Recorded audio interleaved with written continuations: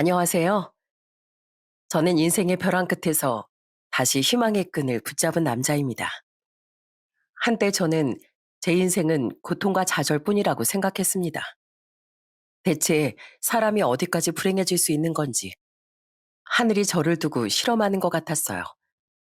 이른 나이에 부모님을 여의고 가난, 실직, 이혼, 사고 등등 정말 겪지 말아야 할 것들을 모두 겪으며 살았습니다.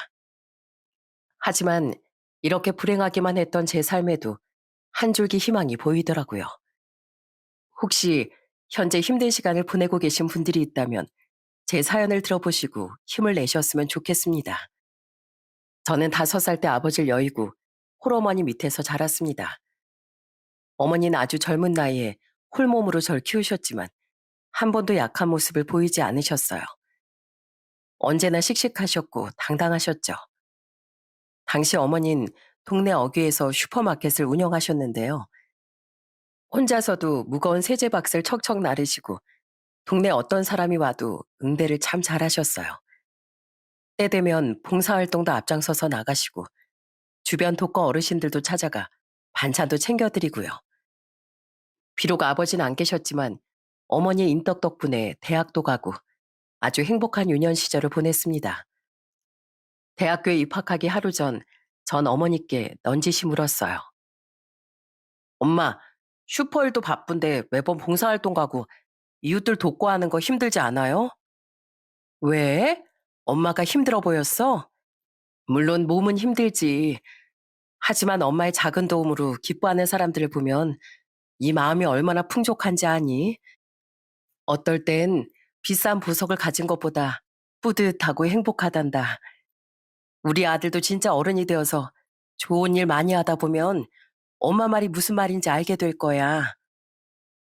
그때 제 물음에 대답해 주시는 어머니 표정이 참 행복해 보였어요.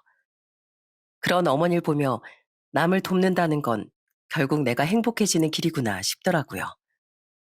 어머닌 그렇게 일평생을 어려운 사람들을 돕고 가진 것을 나누며 사셨어요. 물론 그 과정이 순탄하기만 한 건 아니었습니다. 어머니의 선량한 마음을 짓밟고 이용하려던 사람도 있었기 때문이죠. 어머니의 마음에 병이 들게 했던 경악스러운 그 사건은 제가 군대에 제대하고 학교를 막 복학했던 쯤 일어나게 됐어요. 누나, 누나 집에 있어? 나 종호야. 문 좀 열어줘. 어느 날 밤에 누군가 급하게 대문을 두드렸어요. 무슨 일인가 싶어 나가보니 정말 오랜만에 보는 외삼촌이더라고요. 이 밤중에 어떻게 오신 것인지 깜짝 놀라 얼른 대문을 열고 집 안으로 모셨습니다. 성호야, 너 정말 많이 컸구나. 밖에서 보면 몰라보겠어. 잘 지내셨어요, 삼촌? 근데 이 밤중에 갑자기 무슨 일이세요? 아, 그게 일단 네 엄마랑 긴히 얘기 좀 해야겠다. 엄마 안에 계시지? 누나. 그렇게 외삼촌을 집 안으로 모셨고 외삼촌은 갑자기 울기 시작하며 부탁을 하기 시작했습니다. 누나, 사실 나 하던 사업이 쫄딱 망했어. 나만 망하면 어떻게든 해보겠는데 처가댁 돈도 다 끌어다 쓰고 사채까지 써서 요즘 빚쟁이들에게 쫓겨다니는 신세야. 누나, 이 하나뿐인 남동생 한 번만 살려주라. 이대로 가다간 나 빚쟁이들한테 맞아 죽는 것밖에 없어. 이번 한 번만 딱 도와주면 내가 막노동을 해서라도 누나 돈 제일 먼저 갚을게. 제발 급한 불만 먼저 끌 수 있게 나 좀 도와줘. 옆에서 들으니 삼촌은 무리한 사업 확장으로 억대 빚을 지고 빚쟁이들에게 쫓겨다니고 있었어요. 한동안 연락이 안 된 이유가 아마 그 때문이었나 봐요. 어머닌 외삼촌을 안쓰러워하며 차분히 말씀하셨어요. 내가 여자 혼자 몸으로 애 키우면서 가진 돈이 어디 있겠니? 그래도 하나뿐인 남동생이 이렇게 고초를 겪고 있는데 모른 척 할 수도 없고 내가 가진 돈은 이 집하고 구멍가게 슈퍼 하나뿐이야. 너 내가 이 집 하나 사려고 그동안 얼마나 고생한 줄 알지? 먹을 거 못 먹고 입을 거 못 입고 산 집이야. 그러니까 제발 허튼 데 쓰지 말고 상황 나아지는 대로 갚을 생각해. 자꾸 빚 늘리지 말고 일단 사채부터 갚어. 알겠어? 고마워, 누나. 정말 고마워. 누나가 나 살린 거야. 내가 빨리 재기해서 이 은혜 꼭 갚을게. 고마워. 어머님 결국 하나뿐인 집으로 담보대출을 받아 외삼촌을 도와주셨어요. 그건 어머니의 전 재산이었습니다. 외삼촌은 돈을 빠른 시일 내에 꼭 갚겠다고 약속했죠. 하지만 며칠이 지나자 외삼촌은 연락이 두절되었어요. 어머니는 혹시 나쁜 사람들에게 끌려간 건 아닌지 무척 걱정하셨죠. 그쯤 되자 저는 슬슬 외삼촌이 의심되더라고요. 엄마, 설마 외삼촌이 돈만 받고 튄 건 아니겠죠? 그 돈이 어떤 돈인데? 성호야, 함부로 사람 의심해서는 안 돼. 아마 처리해야 할 일이 많아서겠지. 네 외삼촌이 아무리 그래도 하나뿐인 누나를 등쳐먹을 사람은 아니다. 하지만 외삼촌은 1년 가까이 연락이 되지 않았고 저도 어머니도 일단 외삼촌부터 찾아야겠다 싶어서 여기저기 수소문을 해봤어요. 그리고 충격적인 소식을 듣게 됩니다. 외삼촌이 해외로 도피를 했다는 소식이었죠. 어머닌 그 소식을 듣고 그 자리에 주저앉았어요. 누구보다도 믿었던 가족에게 배신을 당하다니. 어머니 눈물도 흘리지 못하고 주먹만 꽉 쥐고 부들부들 떨고 계셨죠. 성호야, 어떻게 네 삼촌이 이럴 수가 있니? 내가 걔를 얼마나 믿었는데 내가 어떤 돈을 준 건데 어떻게 사람 마음을 이렇게 짓밟을 수가 있어? 동생을 걱정하던 어머니의 선한 마음은 차디찬 배신으로 돌아왔고 저희 모자에게 남은 건 대출금과 매달 불어나는 이자뿐이었어요. 어머닌 그 빚을 갚느라 슈퍼일은 물론이고 주말마다 식당으로 아르바이트를 나가셨고 저도 과일을 몇 개씩 하며 항상 돈에 허덕였습니다. 어머닌 외삼촌의 일로 제게 너무나 미안해하셨고 면목이 없다며 얼굴도 잘 쳐다보지 못하셨어요. 아들, 오늘도 가회하고 왔다며. 엄마가, 엄마가 너무 미안해. 못난이 엄마 때문에 우리 아들이 고생하는구나. 다 엄마 탓이야. 사람을 그렇게 쉽게 믿어서는 안 됐는데 엄마가 바보 같아서 일이 이 지경까지 됐구나. 엄마, 전 괜찮아요. 제가 걱정하는 건 엄마 건강뿐이에요. 요즘 잠도 잘 못 주무시죠? 살도 너무 많이 빠진 것 같고 밥 좀 잘 챙겨 드세요. 주말엔 꼭 쉬시고요. 그러다 엄마 쓰러질까 봐 걱정돼요. 어머닌 예전에 그 여장부의 모습이 아니었어요. 어느새 많이 아위고 수척해지셨죠. 그때 병원이라도 한번 더 모셔갔어야 했는데 저도 생활하느라 바빠 어머니를 제대로 챙기지 못한 게 평생의 한이 될 줄은 몰랐습니다. 그로부터 4년 뒤 슈퍼일을 하던 어머닌 그만 자리에서 쓰러지셨고 동네 사람들의 도움으로 급하게 병원에 이송되셨어요. 연락을 받은 전 헐레벌떡 병원으로 달려갔죠. 엄마, 엄마 괜찮아요? 대체 어디가 아픈 거예요? 검사는 다 끝났어요? 의사 선생님은 뭐래요? 아들, 놀라지 말고 들어. 엄마 말기암이래. 살 날이 얼마 남지 않았대. 우리 성호만 남겨두고 엄마가 어떻게 눈을 감을까? 뭐라고요? 누가 그래요? 누가 엄마가 그럼 몹쓸 병이래요? 검사 다시 해봐요, 우리. 몇 번이고, 아니 100번이고 다시 검사해보면 제대로 된 검사 결과 나올 거예요. 엄마 없이 나 혼자 어떻게 살아요? 난 못 살아요, 엄마. 엄마. 저는 아이처럼 엄마 품에 안겨 엉엉 울고 말았습니다. 어머니도 그제야 눈물을 뚝뚝 흘리시며 품에 안겨 우는 제 머리를 다정하게 쓰다듬어 주셨어요. 전 절대로 엄마를 보내지 않겠다고 마음먹었어요. 백방으로 수소문해서 말기암에 좋다는 음식, 약도 구해오고 몇 달간 기다리며 진료를 잘 본다고 소문난 의사 선생님께 검사도 받게 했죠. 엄마도 그런 제 마음을 아셨는지 아프다는 소리 한 번 안 하시고 그 독한 항암 치료와 방사선 치료를 견디셨어요.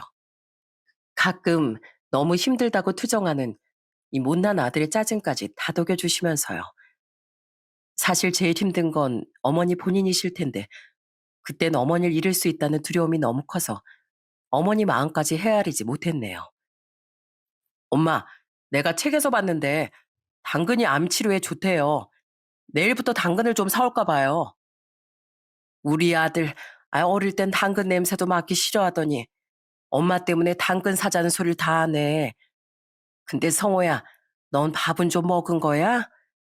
아까부터 엄마 옆에 있느라 나가지도 못했잖아. 당근 타령 그만하고 너 얼른 밥부터 먹고 와.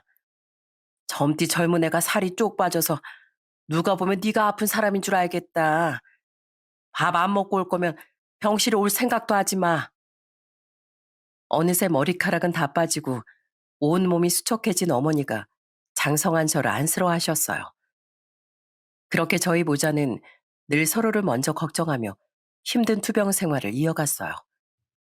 전 낮에는 어머니 곁에서 병간호했고 어머니가 잠든 밤이면 병원비를 버느라 대리운전부터 시작해 안 해본 일이 없을 정도였어요.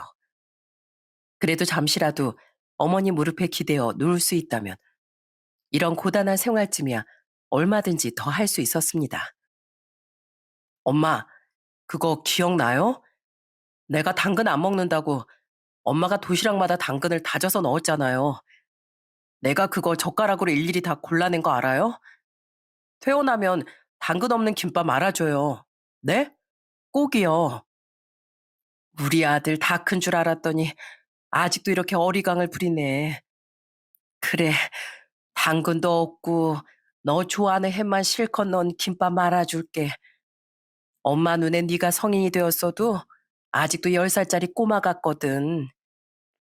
그날 엄마 무릎을 베고 철없는 김밥 타령을 했지만 사실 어머니 무릎이 다 젖도록 울고 있었어요. 어머니도 저처럼 몰래 울고 계셨겠죠. 그로부터 며칠 뒤 어머니는 의식을 잃으셨고 제게 인사할 시간을 주시겠다는 듯 힘겨운 마지막 숨을 이어가고 계셨습니다. 간호사 선생님은 어머니께 마지막 인사를 하라며 자리를 잠시 비켜주셨어요. 엄마, 사랑해요. 저 엄마 덕분에 이렇게 잘 자랐어요. 그러니까 이제 제 걱정은 말고 우리 하늘에서 꼭 다시 만나요. 엄마가 내 엄마라서 행복했어요. 어머닌 제 말을 듣기라도 하셨는지 미약하게나마 제 손을 꼭 잡아주시더니 그대로 영원히 안식에 드셨습니다. 어머니 얼굴이 꼭 잠이 든 것처럼 너무나 평온해 보여서 전 다시 엄마를 부르지도 못하고 이별의 슬픔을 속으로 사겼어요. 어머니 빈소엔 장례 기간 내내 사람으로 붐볐습니다. 그건 아마 평소에 어머니가 어떤 삶을 사셨고 주변 사람들에게 얼마나 따뜻하신 분이었는지 나타내는 거겠죠. 어머니의 장례가 끝나고 저는 어머니와 추억이 가득 깃든 집에서 종일 시간을 보냈어요. 집 어딜 둘러봐도 어머니가 서 계실 것 같았거든요. 어느 날은 어머니의 냄새가 너무 그리워 어머니 방에서 잠이 들었는데 새벽에 얼핏 깨서 눈을 떠보니 어머니가 제 머리맡에 앉아서 다정하게 머리를 쓰다듬어 주셨어요. 전 익숙하게 어머니 무릎을 베고 누웠습니다. 그게 꿈이란 걸 알았지만 그때는 현실이라고 믿고 싶었어요. 엄만 그런 제 마음을 아셨는지 나지막이 속삭이셨죠. 아들, 이제 엄마 보내줘. 네 인생을 살아야지. 우리 아들 앞으로 예쁜 아가씨 만나서 결혼도 하고 너 쏙 닮은 아이도 낳아야 할 텐데 언제까지나 엄마 품에만 있으려고? 싫어요, 엄마. 계속 이러고 있을래요. 저 머리 쓰다듬어 주세요. 엄만 늘 내 곁에 있어. 눈에 보이지 않아도 항상 우리 아들 곁에 있을 거야. 그러니까 엄마 생각은 가끔만 하기로 하는 거야. 우리 아들 씩씩한 아들이지? 어, 최고로 씩씩하고 든든한 아들이지. 그래, 우리 아들은 그런 아들이지. 항상 엄마한테 자랑스러운 아들이지. 그 말을 마지막으로 전 잠에서 깨어났습니다. 어머닌 제게 그 말이 꼭 해주시고 싶었나 봐요. 저는 그날 밤새 울고 자리에서 일어나자마자 이력서를 쓰기 시작했어요. 어머니 말처럼 자랑스러운 아들이 되고 싶었으니까요. 이력서 수십 장 쓰고 밀린 집안 청소를 했습니다. 어머니 물건도 정리하고 앞으로 어찌 살아야 할지 계획도 세웠어요. 생전 어머니 말처럼 일단 처분할 수 있는 재산을 다 처분해 급한 대출금을 갚고 어머니와 살던 집도 부동산에 내놓았어요. 추억이 가득 서린 집이었지만 혼자 살기엔 조금 큰 집이었거든요. 어머니가 하늘에서 절 응원해 주신 덕분인지 이력서를 낸 지 얼마 지나지 않아 한 회사에서 연락이 왔어요. 네, 제가 김성호 맞습니다. 아, 당장 내일부터요? 아, 네, 내일 아침 바로 출근하겠습니다. 크지 않은 회사였지만 새 인생을 살아보기에 나쁘지 않은 곳 같았습니다. 거기서 한 직원의 소개로 아내도 만났고요. 아내는 항상 자신감이 넘치고 당당한 사람이었어요. 가족도 없이 홀로 세상에 남아 내심 외로움을 타고 있던 제게 큰 힘을 준 사람이었죠. 장인 장모님도 제 사정을 다 이해해 주시고 절 보듬어 주셨고요. 김서방, 내가 사정을 들어보니 젊은 사람이 그 힘든 시간을 참 잘 견뎠더구만. 그동안 고생 많았네. 앞으로는 우리를 친부모라고 생각하고 우리도 자넬 친아들이라고 생각하며 그렇게 살자고. 가족이 뭔가? 서로 어려울 때 돕고 사는 게 가족이지. 그래, 서로 언제든 힘들 때 돕고 살자고. 그게 가족이야. 우리 가족이 된 걸 환영하네, 우리 사위. 그때는 아내와 처가 식구들이 하늘에서 어머니 대신 제게 내려준 사람인 줄 알았어요. 그만큼 심적으로 의지도 참 많이 했답니다. 하지만 아내는 시간이 지날수록 항상 월급이 적다고 투정을 부리기 시작했습니다. 내가 알던 그 아내의 모습이 아니었어요. 여보, 근데 당신 이직할 생각은 없어? 이직? 갑자기 왜? 지금 회사가 규모는 작아도 나 힘들 때 손 내밀어준 회사라 가능하면 나 오래 다니고 싶은데?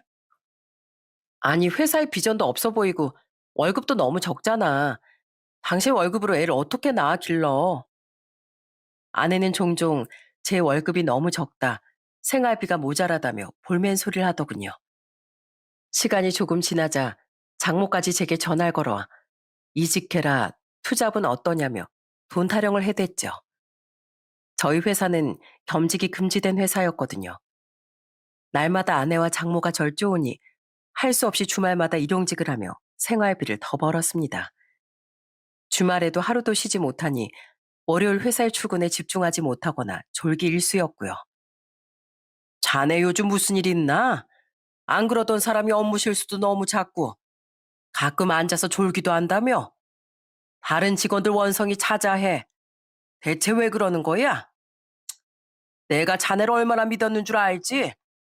실망하게 하는 일 없길 바라네. 네, 죄송합니다. 주의하도록 하겠습니다. 하지만 생활은 좀처럼 편해지질 못했고 가정에서나 회사에서나 스트레스를 받는 일상이 이어졌어요. 아휴, 내 친구 남편이 주말마다 호캉스하러 가자고 난리라던데 난 주말마다 독서 공방이네. 내 친구는 남편이 다이아 반지 사줬네. 내 친구는 고급 자동차를 사줬네. 아주 절 피말리기 시작하더군요. 아내와는 도무지 말이 통하지 않았어요. 아내와 말다툼을 한 날엔 어김없이 장모에게 전화가 걸려왔고 전 두 사람에게 이중으로 시달려야 했습니다.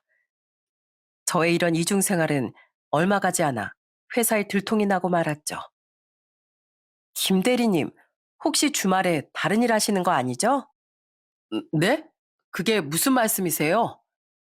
아니, 제가 주말에 멀리 좀 나갔다가 김 대리님이 어디 매장에서 발레 파킹 하시는 걸 봐서요.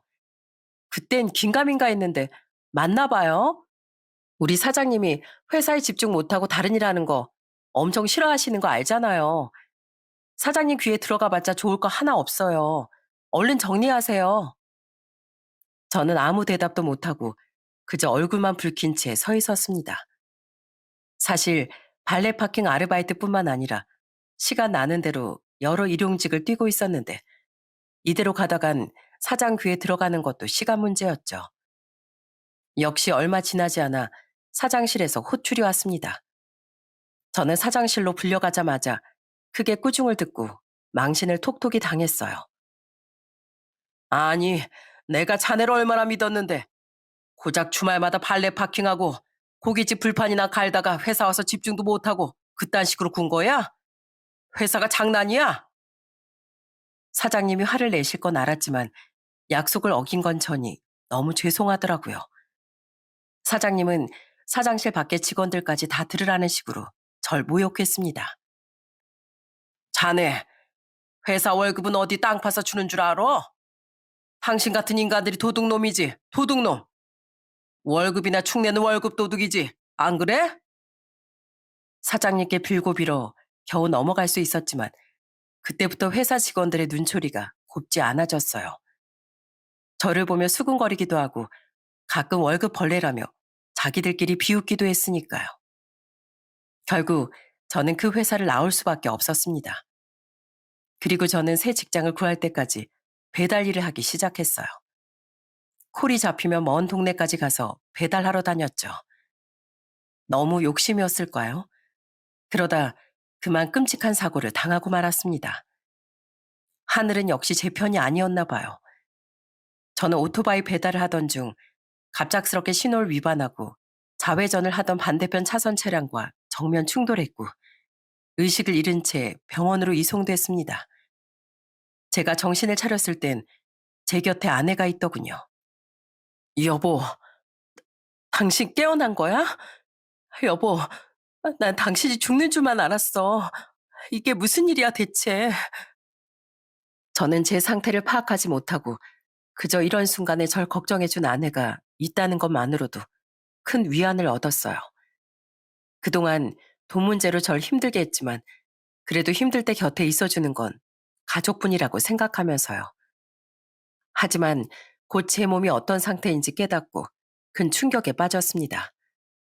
아내의 눈물을 닦아주려고 손을 뻗었는데 보여야 할 제 손이 없는 거예요. 분명 제 손이 있어야 할 곳에 아무것도 있지 않았어요. 저는 제가 한쪽 손이 없다는 걸 그제야 알게 되었죠. 여보, 내 눈이 좀 이상한가 봐. 왼쪽 손이 안 보여. 나 눈을 다쳤나 봐. 여보, 당신 손이 절단됐어. 당신 손 없다고 이제. 우리 어떻게? 앞으로 어떻게 살아? 저는 너무나 큰 충격에 빠져 그만 좌절하고 말았습니다. 다시 깨어났을 때도 여전히 제 손은 없었죠. 붕대에 둘둘 감겨있는 제 팔이 너무나 어색했어요. 수술을 마치고 병원에서 퇴원까지 했지만 그때까지 전 이 현실을 믿지 않았나 봐요. 사고로 당연하게 회사에서 실직하고 혼자선 아무것도 할 수 없는 지경이 돼서야 이 현실이 눈에 보이기 시작했습니다. 저에겐 아내가 절대적으로 필요해졌어요. 한 손으로 할 수 있는 일이 많지 않았거든요. 그래도 어떻게든 마음을 다잡고 살아보려고 했는데 아내는 처음엔 남편이라고 잘 돕더니 시간이 좀 흐른 뒤엔 귀찮아하는 모습이 역력했습니다. 여보, 나 옷 좀 입혀줄 수 있어? 잠옷을 좀 갈아입고 싶은데. 참, 집에만 있는 주제 무슨 옷을 그렇게 자주 갈아입어? 혼자 입지도 못하면서. 아휴, 내 팔자야. 이리 와봐. 고개 좀 숙이고. 고마워. 그리고 미안해. 내가 얼른 직장 알아볼게. 그 손으로 무슨 직장을 알아봐? 두 팔 멀쩡해도 취업이 안 된다는데 팔 하나 없는 사람을 뽑아주겠어? 그러지 말고 내가 전부터 묻고 싶었는데 당신 어머니 돌아가시면서 받은 보험금이 좀 있다며. 그 돈 어딨어? 뭐? 그 돈을 당신이 왜 물어? 아니, 당신 이제 회사 취업은 물 건너간 것 같으니까 이참에 창업을 해보면 어떨까 싶어서 그러지. 그 돈 함부로 쓸 수 있는 돈이 아니야. 내 어머니가 마지막으로 남긴 돈이라고. 뭐, 함부로? 당신 말 되게 서운하게 한다. 누가 나 좋으라고 쓰재? 그럼 앞으로 뭐 먹고 살 건데? 무슨 계획이라도 있어? 그런 몸을 해서 무슨 수로 돈을 벌겠다고. 아내는 깜짝 놀랄 만큼 크게 소리를 지르더니 집을 나가버렸어요. 그땐 어떡하든 아내를 이해해 보려고 했습니다. 남편이 직장에서도 잘리고 손도 불편하니 걱정이 많겠지 하고요. 장모도 이젠 수시로 집으로 찾아와 저를 보며 한숨을 푹푹 내쉬더라고요. 아유, 내가 자네 보기만 해도 아주 속이 터져. 가진 건 없어도 학벌은 좋으니 뭐라도 하겠거니 했더니만 저런 손으로 어떻게 내 딸을 먹여 살리겠다는 건지. 어휴, 정말. 장모님, 제가 뭐라 드릴 말씀이 없습니다. 하지만 저 이력서도 다시 쓰고 있고 주변 사람들에게 계속 부탁하고 있어요. 그러니까 조금만 믿고 기다려주시면 와이프 고생시킬 일은 없을 겁니다. 말이라도, 아니, 말이라도 못하면 밉지는 않지. 하여튼 가진 거 없는 빈수레들이 말만 요란해요. 자네가 부모가 있기래, 재산이 있기래, 미래가 있기래. 내가 뭘 믿고 내 딸을 계속 맡기나? 장모는 이제 노골적으로 이혼을 바라는 것 같았습니다. 저는 진짜 그 낌새를 눈치챘지만 그때 아내마저 없다면 제 곁에 아무도 있지 않았으니 애써 무시하며 그저 이력서를 내고 면접 보러 다니는 데만 집중했어요. 이력서 30군데를 넘게 냈는데 다들 제 학벌을 보고 면접을 보러 오라고 했지만 실제로 제 손을 보고선 놀라서 말을 바꾸더라고요. 아, 김성호 씨, 미안한 말이지만 채용이 좀 어려울 것 같아요. 학교가 워낙 좋으셔서 면접까지 올라오긴 했지만 실제로 손을 보니 업무가 좀 어려우실 것 같네요. 정말 죄송합니다. 더 좋은 곳에 가시길 바랄게요. 오늘 면접은 이만하겠습니다. 여러 군데 면접을 봤지만 하나같이 제게 미안해하며 급하게 면접을 종료했어요. 저는 점점 사람 얼굴 보는 게 무서워졌습니다. 다들 절 보고 손가락질 하는 것 같고 제가 징그럽다며 욕하는 것 같았어요. 결국 더 이상의 구직 활동도 어려워졌죠. 아내는 매일 제게 달려들며 저를 채찍질했습니다. 그러게 보험이라도 하나 제대로 된 거 들어놓지. 이 쓸모없는 인간아. 앞으로 돈 벌어올 자신 없으면 어머니 보험금이라도 내놔. 어? 그래야 당신이 양심이 있지. 전 이젠 아내 말에 대꾸도 하지 못할 만큼 위축되었고 결국 어느 날 밤 아내는 이혼 서류 한 장만 남긴 채 집을 나가버렸습니다. 마침내 올 것이 오고야 만 거죠. 아내는 제 얼굴도 보기 싫다며 곧바로 변호사를 선임하고 합의 이혼하지 않으면 바로 소송을 걸 거라며 절 협박하더라고요. 더는 아무 힘도 아무 미련도 남아있지 않던 전 순순히 이혼을 해주었습니다. 살고 있던 신혼집 보증금을 빼서 아내와 나누고 전 8평짜리 원룸에 들어왔죠.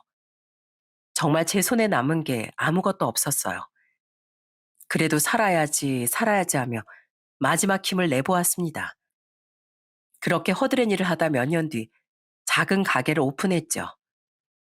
어머니가 남겨주신 마지막 돈을 다 털어놓고 제 모든 걸 올인했습니다. 하지만 아무 경험도 없이 뛰어든 사업이 잘 될 리가 없었죠. 저는 3년 만에 가게 보증금마저 대부분 까먹고 매장을 정리했습니다. 제게 있던 모든 것이 모래알처럼 제 손에서 빠져나갔어요. 난 완전히 실패했어. 돈도 가족도 이제 아무것도 남아있질 않아. 나같이 쓸모없는 인간은 더 이상 살 가치도 없어. 저는 매일 술독에 빠져 허우적거렸습니다. 누구라도 제 상황을 겪어본다면 인생을 포기해버린 제 마음을 알 거예요. 그나마 살던 원룸에서도 월세를 못 내 쫓겨나고 그야말로 노숙자 신세로 나앉았습니다. 공원 벤치에 앉아 신문지나 누워 덮어쓰고 술이나 퍼마셨죠. 사람들이 당연히 절 보고 피했고 저는 그들이 제 손을 보고 피한다고 생각하곤 더욱 나락에 빠졌습니다. 왜? 니들도 내 손이 징그럽냐? 징그러워? 차라리 앞에 와서 욕하고 손가락질해. 뒤에서 그렇게 수군거리지 말고. 저는 공원의 노숙자 중에서도 아주 성질이 고약하고 유별난 노숙자로 찍혔어요. 날마다 옆자리 노숙자와 싸우고 서로 욕을 하고 술병을 무기 삼아 들고 다녔죠. 비켜. 거기 내 자리야. 이 손도 개뼈다귀같이 흉측한 놈아. 당장 안 꺼져? 너 지금 뭐라고 했어? 나 인생 갈 때까지 간 놈이야. 오늘 어디 끝장 한번 놔볼래? 어? 여기 노숙자 중에 갈 때까지 안 간 놈이 어딨어? 근데 네 놈 눈깔을 보니 정말 바다까지 간 놈은 맞아 보이네. 완전히 눈깔이 돌았어.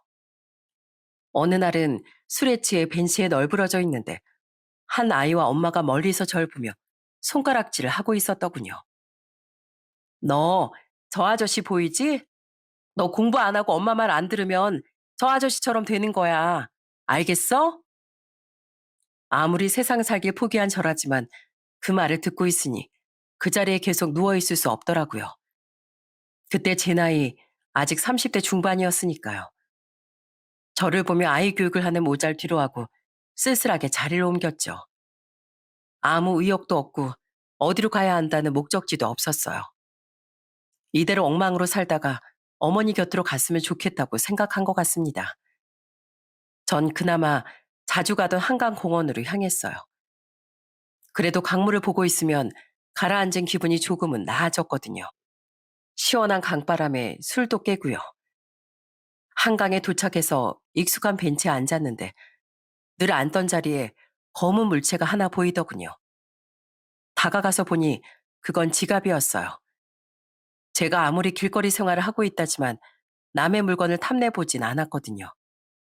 그래도 호기심이 들어 지갑을 열어보았는데 저는 깜짝 놀라 지갑을 떨어뜨리고 말았어요. 지갑 안엔 100만 원이 넘는 5만 원권 현금 다발이 들어있었거든요. 주변엔 아무도 없고 제 눈앞엔 현금이 있고 저는 손이 벌벌 떨렸습니다. 그리고 갈등하기 시작했죠. 이 돈이면 내 몇 달치 생활비인데 이 돈이면 밥도 사 먹을 수 있고 사우나 가서 목욕도 할 수 있는데 이 돈이면 저는 지갑을 붙들고 정말 오랜 시간 고민했어요. 그러다 우연히 공원에 있는 작은 마트에서 일하고 계신 아주머니를 보게 되었죠. 아주머니도 제가 뚫어지게 보고 있는 걸 알았는지 가게 앞에 빵 하나를 두고 퇴근하시더라고요. 저 먹으라는 듯이요. 그 아주머니를 보니 돌아가신 어머니 생각이 났습니다. 성호야, 살면서 어떤 힘든 일이 있더라도 너 자신에게 떳떳하게 살아야 돼. 엄마가 봉사활동을 하는 건 엄마 스스로에게 떳떳하게 살기 위해서란다. 언제나 당당하고 자신감 있게 사시던 어머니의 원천은 바로 그 올바름에서 나오는 것이었어요. 전 어머니 얼굴을 떠올리며 지갑을 파출소에 갖다 주기로 했습니다. 비록 이 모양 이 꼴로 살고 있지만 어머니에게 이보다 더 밑바닥을 보여드리기 싫었거든요. 공원 근처 파출소에 들어가니 다들 더러운 제 행색을 보고 잔뜩 경계하더라고요. 저는 지갑을 주었다며 경찰에게 건네주고 빨리 도망치려고 했어요. 저 연락처 하나 적고 가세요. 분실물 습득하시면 연락처 남기고 가셔야 돼요. 전 그때 발신이 안 되고 수십만 되는 제 전화번호를 남겨줬습니다. 그리고 하루 뒤 파출소에서 연락이 오더군요. 김성호 씨, 지갑 주인 찾았어요. 근데 주인이 꼭 살해하고 싶다고 하시네요. 오늘 6시까지 오실 수 있나요?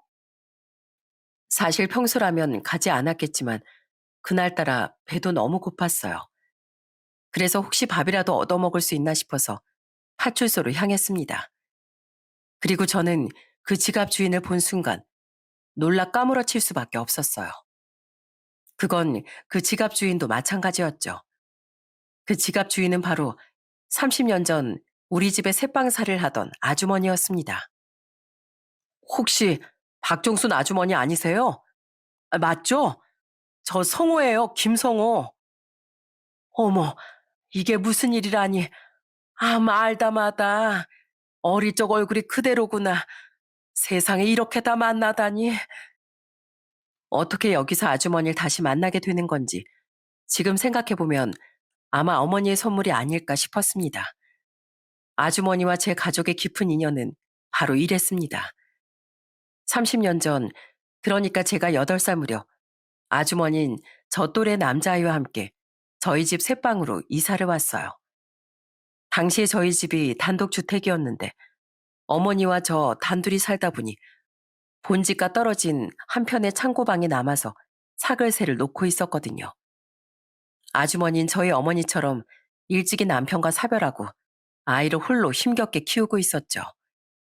저희 모자와 여러 가지로 사정이 비슷해서 어머니가 유독 더 마음을 많이 쓰셨어요. 저도 가까이 또래 친구가 생겨 좋았고요. 하지만 환경이 그리 좋지 않아서인지 그 아이는 유독 잔병치레가 많았어요.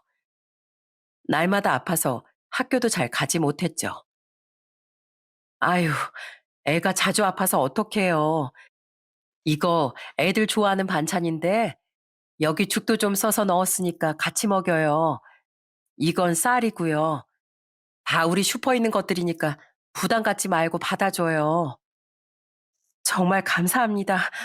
월세도 깎아주셨잖아요. 근데 이렇게 먹을 것까지 주시고 제가 죄송해서 이를 어쩐대요? 죄송하긴요. 같은 처지에 나누고 사는 거지. 난방은 따뜻하게 틀고 지내는 거예요? 내가 이번 겨울에 난방비 안 받을 테니까 걱정 말고 따뜻하게 지내요. 하지만 그 아주머니의 삶은 생각보다 쉽지 않았나 봐요. 아이는 날마다 아프고 미래는 보이지 않으니 위험한 생각이 드는 모양이었어요. 어느 날 저는 감기 기운이 살짝 있어 학교에 가지 않고 집에 있었고 어머니도 절 걱정해 오후에 출근한다고 집에 계셨어요. 그런데 어머니가 자꾸 창고방을 내다보시더라고요. 엄마, 왜 그래요? 아, 아니 평소 같으면 저 아주머니도 출근할 시간인데 집에 신발이 있어서 애는 아까 학교 가던데 가서 반찬이나 주고 와야겠다. 요즘 밥도 잘 못 챙겨 먹는지 몸이 바싹 말라서 안쓰럽더구나. 어머닌 집에서 제일 맛있고 좋은 반찬만 챙겨 마당으로 나갔어요. 저도 그 모습을 창문으로 바라보고 있었죠. 어머닌 연신 그 집 문을 두드렸지만 아무 기척이 없었어요. 분명 신발은 밖에 있는데 아무 소리가 안 들리니 한참을 그렇게 아주머니 부르다가 결국 강제로 문을 따고 안으로 들어갔습니다. 저도 무슨 일인가 싶어 얼른 나가보았죠. 애기 엄마, 안에 있어요? 아무 기척이 없길래. 엄마야, 애기 엄마, 정신 차려봐요. 그 집 안에는 아주머니가 입에 거품을 물고 쓰러져 계셨어요. 네, 맞습니다. 삶이 얼마나 힘들었으면 그 아주머니는 극단적인 선택을 한 것 같았죠. 성호야, 넌 들어오지 말고 당장 나가서 어른들한테 구급차 부르라고 해. 어서! 전 어머니 외침을 듣고 바로 튀어나가 지나는 어른에게 구급차를 불러달라고 했고 다행히 금방 구급차가 도착해 아주머니를 싣고 병원으로 향했어요. 아주머니는 응급조치를 받고 겨우 위급한 상황을 넘길 수 있었습니다. 의사 선생님은 발견이 빨랐다며 아니었다면 위험했다고 하셨어요. 한참 뒤 정신이 든 아주머니는 눈물을 줄줄 흘리며 어머니께 감사 인사를 전하더라고요. 제가 사는 게 너무 힘들어서 그만 하지 말아야 할 생각을 했어요. 우리 애만 남겨두고 떠날 생각을 하다니 제가 미쳤나 봐요. 그러게 이 모진 사람아. 어떻게 아들 하나만 두고 그런 일을 저질러. 아휴, 이 못난 사람. 아까 보니까 술병이 집안에 가득하던데 술 정신에 그런 생각을 했겠지. 그러면 안 돼. 애 생각을 해야지. 애는 무슨 잘못이야. 어머니와 아주머니는 서로 부둥켜 안고 한참을 우셨습니다. 에휴, 지금 보니까 내 친동생이랑 나이가 똑같던데 아무리 힘든 세상이라도 엄마인 우리가 힘내서 살아야지. 그래야 애들 키우고 살지. 그러니까 다시 나쁜 생각하지 말고 힘내서 살아보자고. 내가 앞으로 도울 수 있는 한 최선을 다해 도울 테니까 정말 내 동생 같아 사는 소리야. 말씀이라도 정말 감사합니다. 정말 감사해요. 더 이상 우리 아이에게 부끄러운 엄마가 되지 않을게요. 저 다시 힘내서 살아볼게요. 어머닌 최선을 다해 돕겠다는 말씀이 진심이셨는지 아주머니와 친자매처럼 서로 돕고 의지하며 지내셨어요. 얘 숙자야, 안에 있어? 우리 먹을 국 끓이면서 양을 좀 넉넉하게 끓였는데 저녁 아직 안 먹었으면 맛이나 좀 봐봐. 어머, 언니, 무슨 고깃국을 이렇게나 많이 끓였어요? 별거 아니야. 저번에 보니까 동민이 또 감기 몸살로 고생하는 것 같던데 그럴 때일수록 몸보신해야지. 말론 끓이다가 양이 많아졌다고 하셨지만 사실 아주머니네 드시라고 끓인 고깃국인 걸 모두가 알고 있었죠. 아주머니도 항상 저희 모자에게 고마워하며 혹시 집에 좋은 선물이라도 들어오면 늘 어머니께 먼저 드리곤 했어요. 그렇게 저희 모자와 아주머니 모자는 9년 가까이 되는 시간을 서로 가족처럼 의지하며 정답게 지냈답니다. 이별의 순간이 찾아오기 전까지 그 행복은 계속됐어요. 아주머니는 제가 17살이 됐을 무렵 좋은 사람을 만나 재혼을 하게 되었죠. 정말 기쁜 소식이었지만 그 남편분이 곧 베트남으로 사업차 이민을 가셔서 함께 이사하기로 했다고 하더라고요. 숙자야, 가서도 잘 지내고 건강하고 남편이 속 썩이면 언제든지 전화해. 난 언제든 여기 있을 거니까. 언니, 언니 덕분에 그 힘든 시간을 견디며 살았어요. 정말 고마워요. 가서도 꼭 연락할게요. 언니도 항상 건강하시고요. 성호야, 너도 엄마 말씀 잘 듣고 씩씩하게 커야 한다. 아주머니는 그렇게 멀리 이민을 가셨고 어머니와는 꾸준히 연락하셨던 것 같아요. 가끔 어머니와 통화하던 게 기억이 나거든요. 하지만 어머니가 투병 생활 하신 이후로 연락이 끊긴 모양이었습니다. 그렇게 먼 길을 돌고 돌아 바로 이 자리, 파출소에서 아주머니와 거의 20년 만에 마주치고 만 것이었죠. 이 깊은 인연을 어떤 말로 설명해야 할까요? 아이고, 성호야, 이게 무슨 일이야? 네 꼴은 또 왜 이렇고? 내가 언니가 하늘나라 가셨다는 얘긴 나중에야 전해 들었어. 그때 장례식에도 못 가본 게 천추의 한으로 남았는데 널 이렇게 다시 만날 줄이야. 아주머니, 잘 지내셨어요? 이런 모습으로 다시 뵙게 되어 부끄럽습니다. 너 대체 그동안 무슨 일이 있었던 거야? 왜 이러고 있는 거야? 전 아주머니께 그동안 있었던 일을 눈물로 이야기했습니다. 어머니의 투병기부터 결혼과 이혼, 사업 실패까지 그동안 누구에게도 털어놓지 못했던 한을 아주머니께 다 털어두었죠. 사실 그때 제게 필요했던 건 제 이야기를 들어줄 단 한 사람이었나 봐요. 세상에, 어떻게 그런 힘든 일을 혼자 다 겪었어. 아휴, 고생 많았다. 정말 고생 많았어. 이제 그 고생 그만하라고 하늘에서 네 엄마가 너랑 날 이렇게 만나게 했나 보다. 아주머니 눈물을 흘리며 절 위로해 주셨어요. 우리는 근처 식당으로 이동했습니다. 그리고 잠시 뒤 파출소로 장성한 남자 한 명이 뛰어들어왔더라고요. 훌쩍 자라 어른이 되었지만 한눈에 알아볼 수 있었죠. 바로 동민이었어요. 동민이도 절 알아보곤 절 와락 껴안더라고요. 형, 엄마한테 다 들었어요. 엄마 지갑을 찾아준 게 형이라면서요. 어떻게 이런 인연이... 동민아, 이 자식 아주 많이 컸구나. 그럼요. 그때 형을 제 친형처럼 제가 따랐잖아요.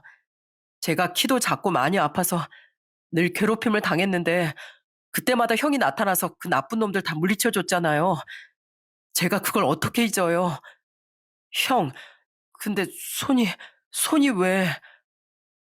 동민이가 제 손을 잡으려 손을 뻗었다가 그제야 제 손이 없는 걸 발견했나 봐요.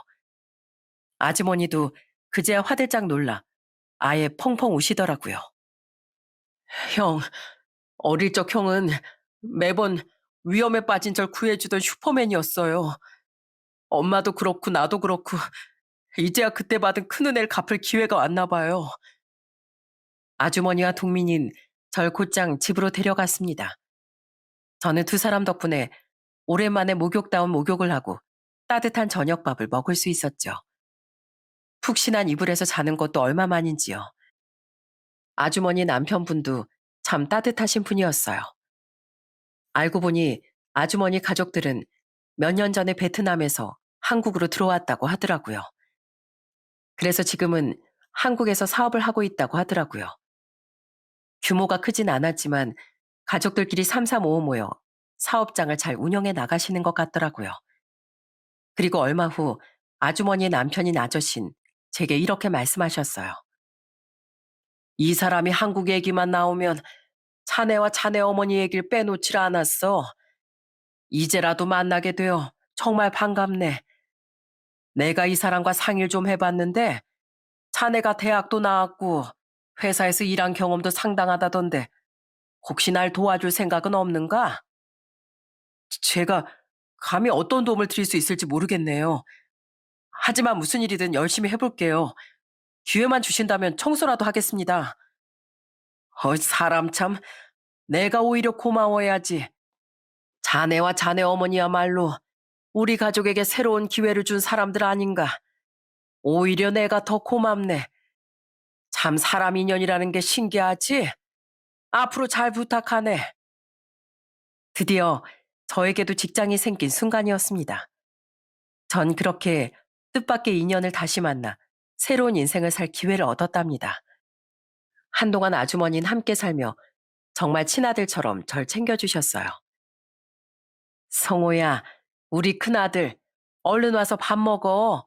우리 밥 먹고 가볼 때 있잖아. 저와 아주머니가 향한 곳은 어머니의 납골 땅이었어요. 저 역시 한동안 노숙 생활하느라 어머니를 찾아뵙지 못했거든요. 아주머니는 어머니의 봉화남을 보자마자 눈물을 흘리셨어요. 언니, 이제야 와서 미안해요. 내가 너무 늦었죠? 그래도 언니가 하늘에서 지켜봐준 덕분에 이렇게 성호도 만나고 언니도 찾을 수 있게 됐네요. 앞으로 성호 걱정은 하지 마요. 내가 언니가 나한테 그랬듯이 내 큰아들처럼 생각하고 보살필게요. 엄마, 저도 너무 늦게 찾아와서 죄송해요. 제가 너무 걱정돼서 어머니가 아주머니랑 다시 만나게 해주신 거죠? 저 마음 다 잡고 아주머니를 제 친어머니처럼 모시고 잘 살게요. 아주머니는 절 안아주시고 다독여 주셨어요. 그리곤 웬 도어락키 하나를 내미셨습니다. 성호야, 그거 알아? 네 어머니가 내 사정을 듣곤 월세도 거의 받지 않으셨어. 그 은혜를 다 갚을 수는 없겠지만 이렇게라도 보답하고 싶구나. 이거 앞으로 네가 살 집이야. 혼자 살기 불편하지 않을 거야. 우리 집에서도 멀지 않으니 앞으로도 친가족처럼 살자꾸나. 아주머니는 제가 살 집이라며 깔끔한 빌라 하나를 얻어두셨더라고요. 저는 차마 받을 수 없다며 거절했지만 이렇게라도 곁에 두고 살아야 안심이 될 것 같다는 아주머니 부탁을 거절하지 못했어요. 세월이 흐른 지금도 여전히 그 집에 살며 아주머니 식구들과 친가족 이상으로 잘 지내고 있답니다. 성호야, 주말에 뭐하니? 오랜만에 우리 남대문으로 갈치조림 먹으러 갈까? 너 예전에 갈치조림 엄청 좋아했잖아. 갈치조림 너무 좋죠. 남대문의 그 맛집 아직 기억하세요? 예전에 우리 가끔 온 가족이 다 가서 먹었잖아요. 그럼 기억하지. 오늘 오랜만에 온 식구 다 같이 가서 실컷 먹고 오자. 좋아요. 오늘은 제가 살 거니까 절대 말리시면 안 돼요. 저는 한때 온 세상 사람들에게 손가락질 받으며 저 자신이 이 세상에 존재하면 안 될 사람이라고 생각했어요. 하지만 어머니가 주신 보물 같은 인연 덕분에 다시금 새로운 인생을 살고 있습니다. 제 어머니에게 못다한 효도를 이젠 아주머니와 아저씨께 다 해드리고 살고 싶어요. 반드시 그렇게 될 거라고 믿고 있고요. 옛말에 호사다마라는 사자성어가 있잖아요. 전 이때까지 제가 겪은 불행을 모두 지금의 행복을 소중하게 생각하기 위해 잠시 스쳐갔던 일이었다고 생각하려고 합니다. 여러분도 혹시 인생의 시시때때로 찾아오는 불행이 있다면 더 큰 행복을 위해 잠시 숨을 고르는 시간이라고 생각하셨으면 좋겠어요. 저도 앞으로 열심히 살아가 보도록 하겠습니다. 이 사연을 들으신 모든 분들이 언제나 축복만 가득하시길 저도 응원하겠습니다. 저희 가족의 이야기 들어주셔서 정말 감사합니다. 항상 행복하세요.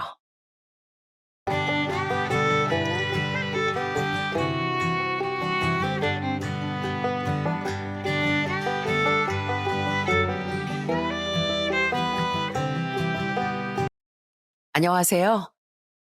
저는 믿었던 사람한테 큰 배신을 당하고 지금은 사랑하는 나머지 가족들과 행복하게 살고 있는 여자입니다. 저희 가족한텐 큰 아픔이 참 많았는데요. 그걸 다 알고 이해해주는 척 하면서 제 뒤통수를 때린 사람이 있었습니다. 그건 바로 제 남편이었어요. 그래도 다 잊고 잘 살고 있었는데 얼마 전에 그 인간이 또 그 기억을 깨워주길래 이렇게 사연을 쓰게 되었어요. 끝까지 잘 들어주셨으면 좋겠습니다. 전 어렸을 때부터 수산시장에서 일하는 부모님 밑에서 자랐습니다. 그런데 저희 아빤 일도 열심히 하셨지만 구두쇠 중에 구두쇠로 동네에서 유명했습니다. 빵꾸난 양말을 기워서 신는 건 기본이고 별명이 단벌 신사일 정도로 옷도 안 사 입으셨어요. 게다가 웬만한 거린 다 걸어 다니셨는데 하루는 어디서 자전거를 한 대 얻어오신 적이 있었습니다. 아빠, 이 자전거는 어디서 났어요? 새 건 아닌 것 같은데? 아, 이거 누가 쓰레기장에 버려놨길래 가져왔지. 아유, 이거 조그만 손 보면 더 탈 수 있는 건데 이렇게 멀쩡한 걸 왜 버렸나 몰라. 아빤 누가 버린 자전거도 고쳐다가 쓰시고 정말 10원 한 장도 낭비하는 분이 아니었어요. 그렇게 검소한 부모님 밑에서 자란 전 대학을 들어가게 되었고 제가 대학생 때 직장인이던 언닌 결혼을 하게 되었습니다. 저희 형부는 정말 남부럽지 않을 정도로 좋은 사람이었어요. 저희 집에 자주 와서 고생하시는 저희 부모님의 팔다리도 주물러주고 저랑 여동생한테 용돈도 자주 주시더라고요. 언닌 형부랑 결혼하고 나서 아들도 하나 낳았는데 결혼한 지 몇 년이 되었는데도 둘이 그렇게 금슬이 좋더라고요. 아유, 둘이 신혼부부도 아니면서 왜 이렇게 찰싹 붙어서 다녀? 맨날 그렇게 팔짱 끼고 다니니까 아주 부러워 죽겠네. 왜?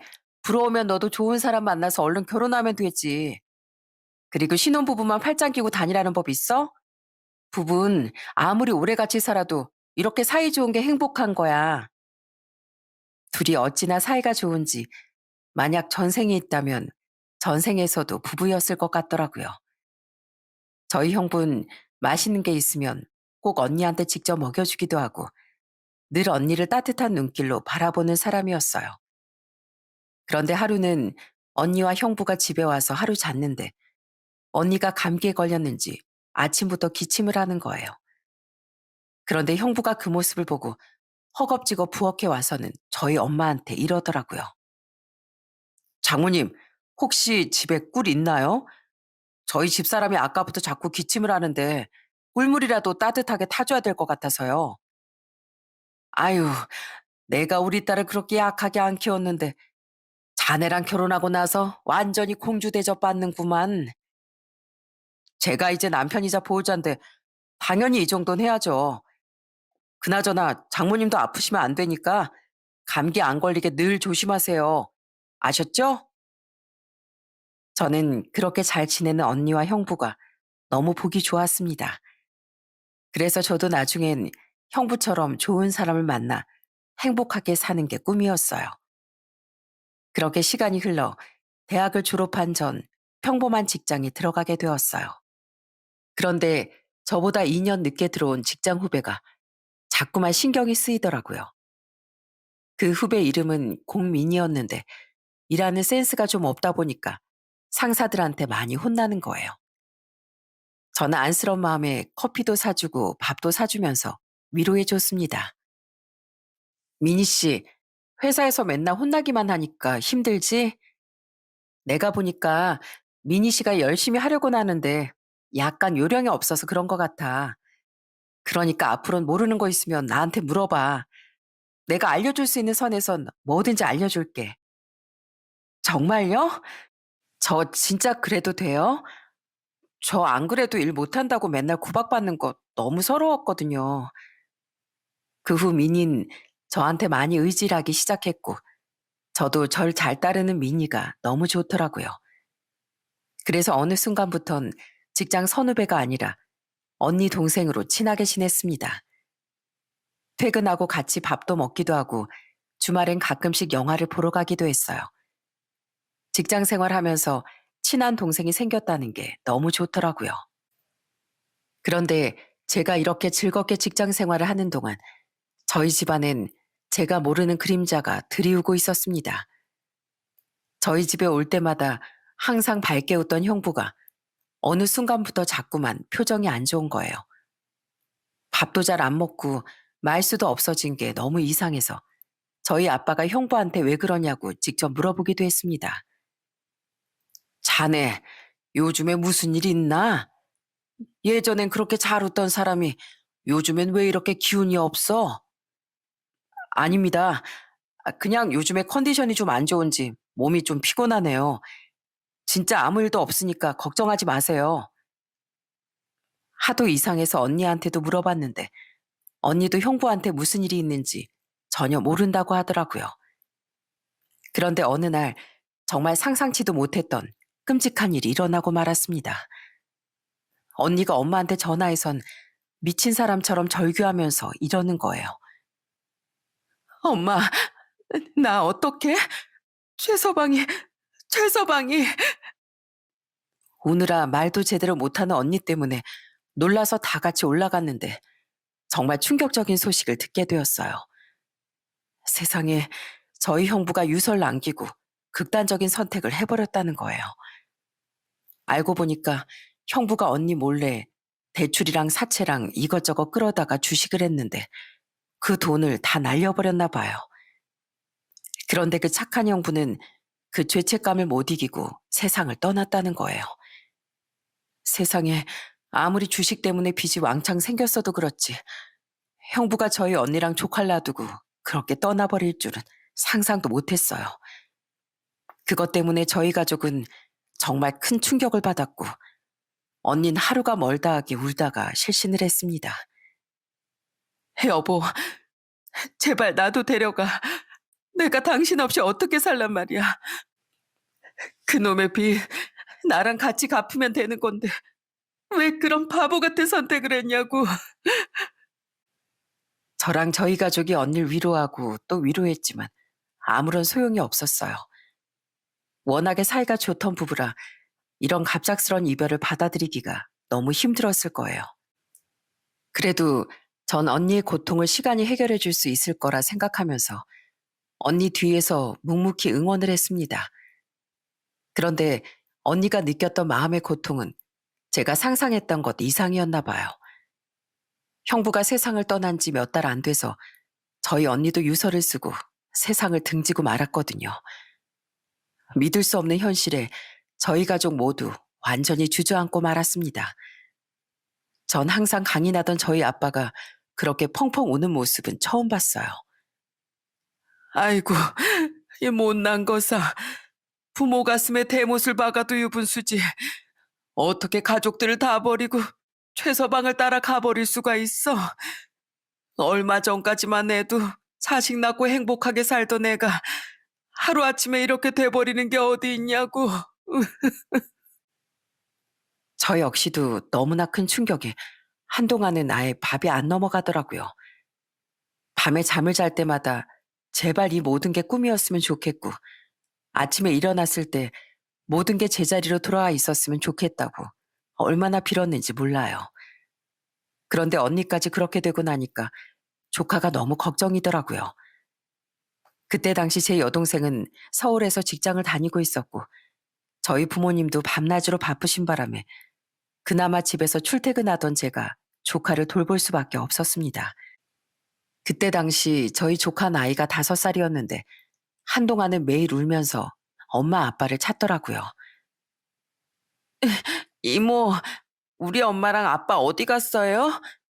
나 우리 엄마 아빠 너무 보고 싶은데 왜 나 보러 안 오는 거냐고요. 재혁아, 너희 엄마 아빠 말이야. 하늘나라에서 천사가 부족하다고 해서 하늘나라로 올라갔어. 너희 엄마 아빠가 가기 전에 이모한테 우리 재혁이 잘 돌봐달라고 부탁했거든. 그러니까 이제부턴 이모만 믿으면 돼. 알았지? 저는 혼자 남겨진 조카가 너무 안쓰러워서 최대한 많이 챙겨주려고 했습니다.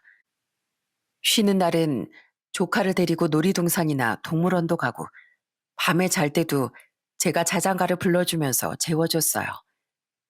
조카가 다니는 유치원에서 부모님 참관 수업을 할 때도 제가 대신 갔습니다. 조카가 선생님 질문에 대답도 잘하고 노래에 맞춰서 친구들과 율동도 하는 걸 보니까 너무 귀엽고 예쁘더라고요. 야, 우리 재혁이 이제 다 컸네.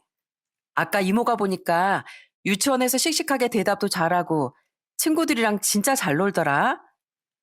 당연하죠. 저도 이제 꼬맹이 아니고 형아예요, 형아. 조카는 저한텐 거의 아들이나 마찬가지였어요. 비록 제가 낳진 않았지만 어느 순간부터 조카만 바라보게 되더라고요. 그러다가 제가 30대 중반에 평범한 직장을 다니는 남자친구를 만나게 되었습니다. 남자친구는 제가 아플 때 약국에 달려가 약도 사다 주고 제가 조카를 챙기느라 남자친구와 자주 못 만나는데도 다 이해를 해주는 좋은 사람이었어요. 게다가 결혼 전부터 저희 부모님한테 엄청 잘하더라고요. 아이고, 자네 또 왔나? 주말인데 이렇게 매번 오는 거 피곤하지 않어? 우리야 자네 오면 재밌고 좋은데 자네가 힘들까봐 그러지. 에휴, 힘들긴요. 제가 어머님, 아버님이랑 같이 식사하는 걸 얼마나 좋아하는데요.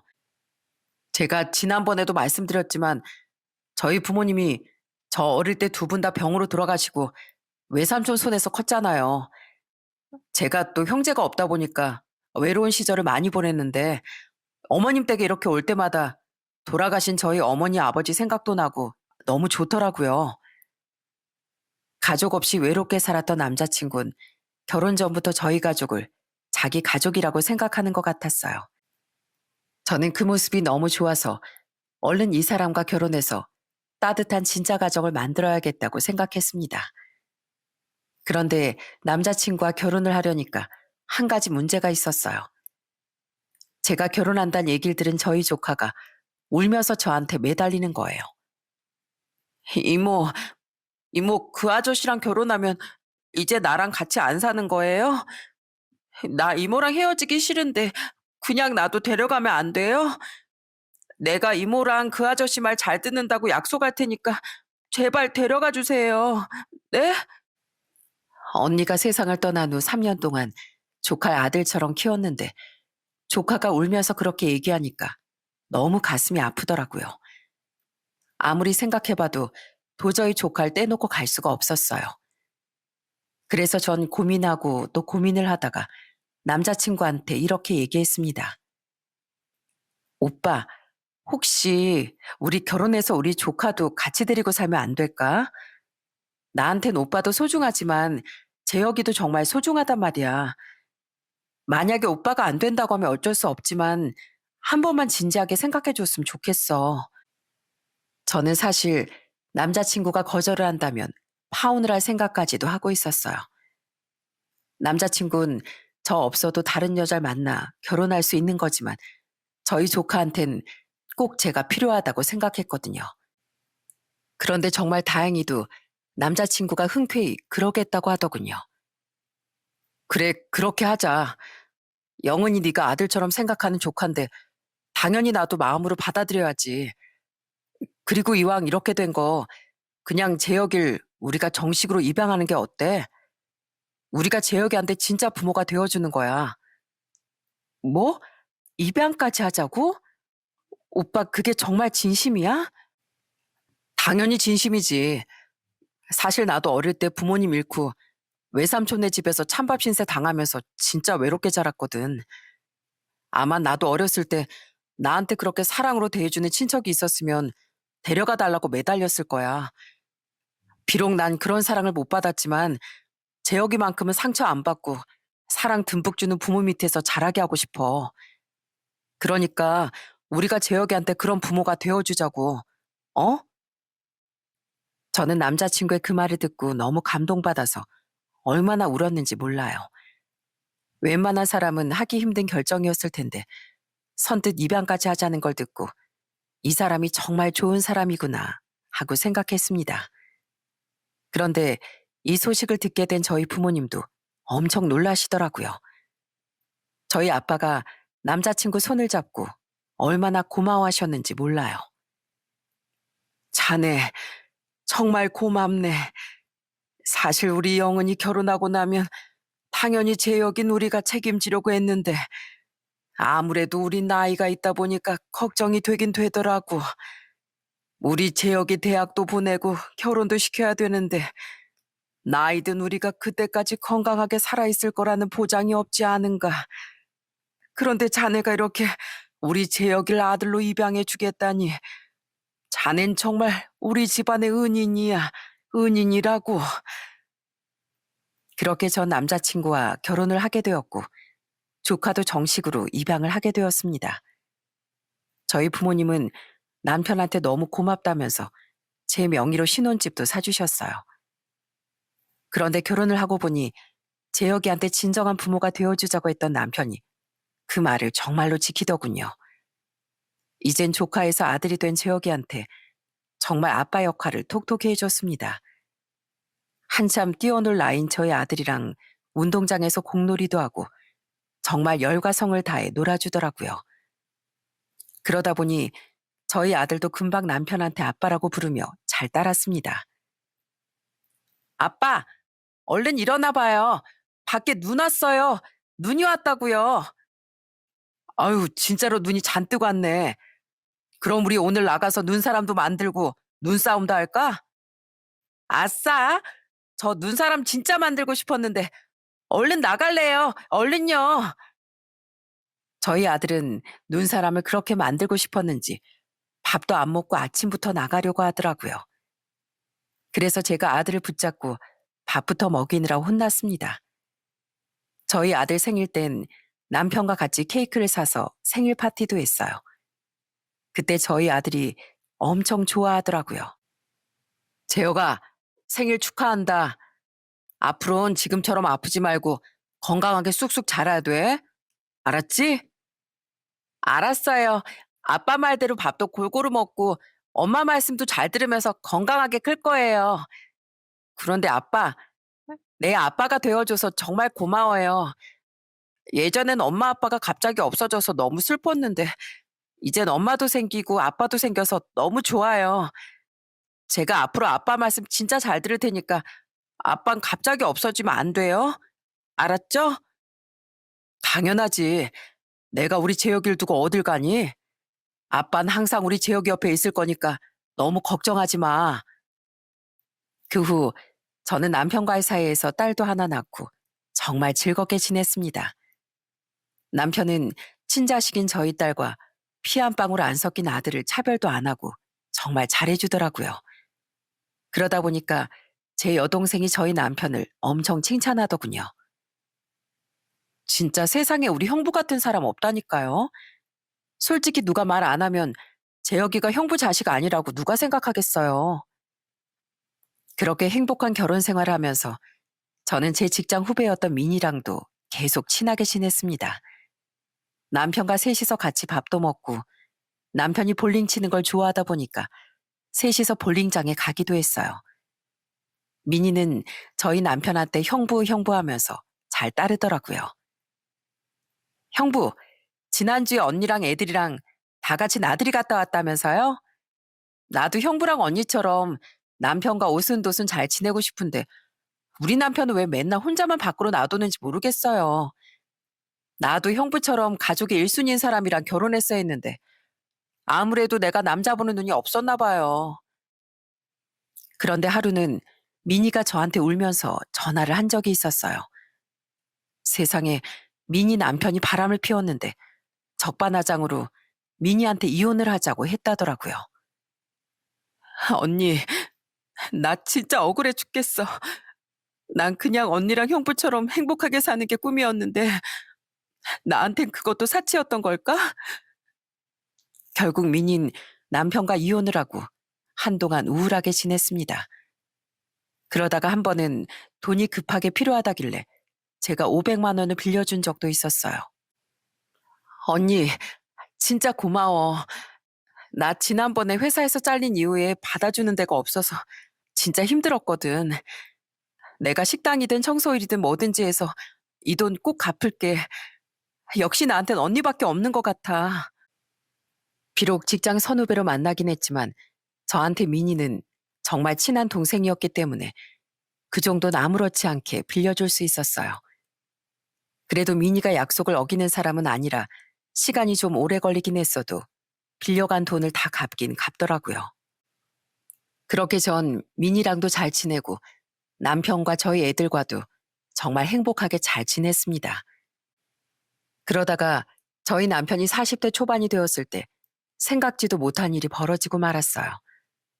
남편이 다니던 회사가 어려워지는 바람에 권고사직을 당하게 되었거든요. 남편은 어떻게든 재취업을 해보려고 했는데 그게 잘 되지 않았어요. 여보, 내가 우리 애들 위해서라도 빨리 다른 회사에 들어가야 되는데 왜 이렇게 날 뽑아주는 데가 없을까? 하도 취업이 안 되니까 요즘엔 나 자신이 너무 능력이 없는 것 같아서 한심하게 느껴져. 20, 30대 젊은 사람들도 취업이 잘 안 되는데 40대인 저희 남편이 재취업을 하기엔 더 어려웠을 거예요. 그런데 하도 저희 남편이 취업이 안 돼 고생을 하니까 저희 아빠가 남편을 불러 이러시더라고요. 자네, 요즘에 일이 그렇게 안 구해진다며? 그럼 차라리 직장 다니지 말고 다른 일을 해보는 건 어떤가? 자네 평소에 뭐 하고 싶은 거 없었나? 왜 직장 다니는 사람들, 가게 같은 거 차리는 게 꿈인 사람들도 있잖아. 그 말에 남편이 한참 동안 고민을 하더니 이러더라고요. 아버님, 저 사실 예전부터 볼링장을 한번 차려보고 싶다는 생각은 있었어요. 제가 워낙에 볼링을 좋아하니까 볼링장 운영만큼은 잘할 수 있을 것 같았거든요. 그래? 볼링장 좋지. 그럼 내가 돈 보태줄 테니까 한번 해보게. 자네가 우리 집의 보물이나 마찬가지인데 힘들 때 내가 장인으로서 이 정도는 도와줘야지. 대신에 나 가족끼리도 돈 관계는 확실하게 아는 사람인 거 알지? 이거 그냥 주는 게 아니라 빌려주는 돈이니까 차용증도 쓰고 나중에 꼭 돈 벌어서 갚게. 당연하죠. 제가 열심히 일해서 이자까지 쳐서 꼭 갚겠습니다.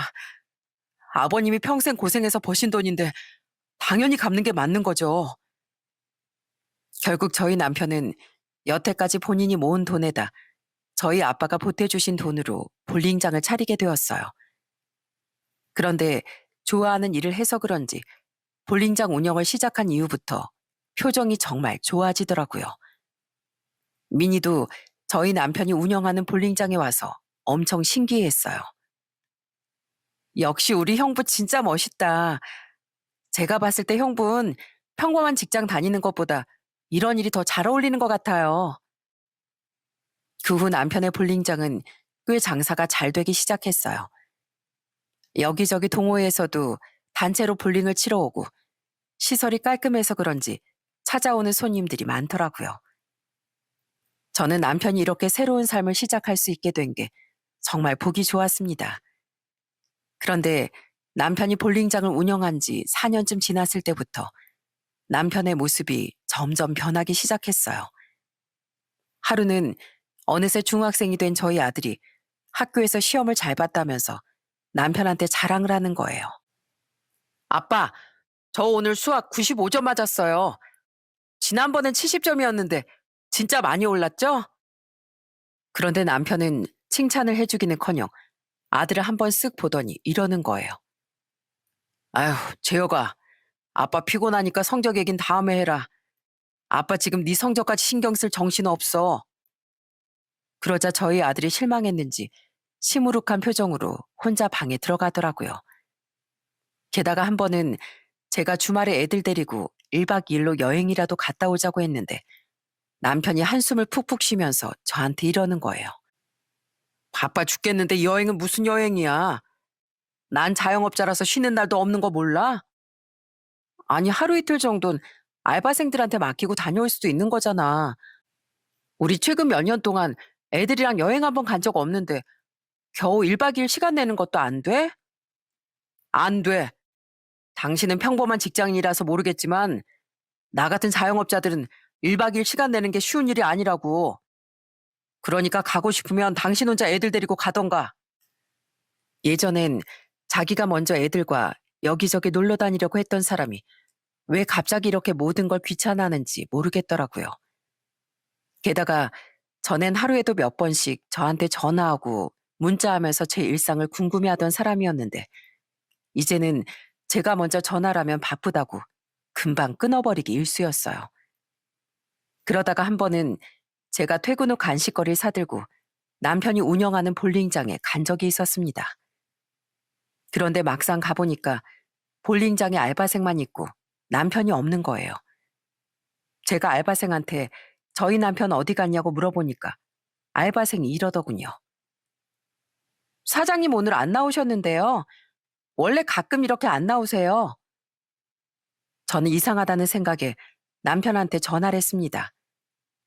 제가 볼링장에도 없고 도대체 어딜 간 거냐고 물어보니까 남편이 오히려 저한테 짜증을 내더라고요. 아유, 나 오늘 볼링 동호회 모임이 있어서 거기 왔어. 당신은 볼링장에 올 거면 미리 연락이라도 하고 오지. 왜 갑자기 오고 그래? 아니, 당신이야말로 모임이 있으면 있다고 말을 해야 되는 거 아니야? 난 당연히 당신이 볼링장에 출근한 줄 알았지. 그나저나 우리 애들이랑 놀러 갈 땐 1박 2일 시간 빼는 것도 그렇게 힘들다는 사람이 동호회 모임 갈 땐 볼링장에 하루 출근 안 해도 상관없는 거야? 아이 진짜? 아이 그런 걸 뭘 또 그렇게 따지고 그래. 말이 동호회지 나한텐 비즈니스나 마찬가지인데 내가 그런 걸로 당신한테 잔소리까지 들어야겠어? 예전엔 말 한마디도 자상하게 하던 사람이 이젠 툭 하면 짜증을 내고 저를 귀찮은 사람 취급하니까 너무 어이가 없더라고요. 그런데 안 그래도 남편 때문에 골치 아프던 와중 저희 집에 정말 믿을 수 없는 일이 일어나고 말았어요. 주말에 저희 엄마가 잠깐 혼자 마트에 간 사이에 아빠가 심장마비로 쓰러져 돌아가시게 된 거예요. 저희 아빠는 평소에 혈압약을 드시는 것 빼곤 지병도 없었는데 갑자기 이런 일이 생기니까 눈앞이 깜깜하더라고요. 저희 엄만 아빠가 돌아가신 게 본인 때문이라며 자책하고 펑펑 우셨어요. 내가 그때 마트에 가지 않고 집에 있었으면 바로 119에 신고할 수 있었을 텐데 그랬으면 너희 아빠가 이렇게 허망하게 세상 떠날 일도 없었을 거 아니니. 이게 다 나 때문이다. 이게 다 나 때문이라고. 그렇게 저희 가족은 갑작스럽게 아빠를 떠나보내고 눈물 속에 장례식을 치르게 되었습니다. 장례식장에서 저희 애들도 얼마나 많이 울었는지 몰라요. 할아버지, 저 할아버지가 그동안 저희 예뻐해 주신 거 나중에 커서 다 갚으려고 했단 말이에요. 저 아직 어른 되려면 몇 년 더 남았는데 벌써 이렇게 가버리시면 어떡해요. 저희 엄만 충격받아서 몇 번이나 쓰러지시고 저랑 여동생도 세상이 떠나가라 울고 또 울었습니다. 차라리 평소에 아프셨던 분이면 마음의 준비라도 하고 있었을 텐데 건강하셨던 분이 예상치 못하게 떠나시니까 작별 인사도 못했던 게 너무 가슴이 아프더라고요.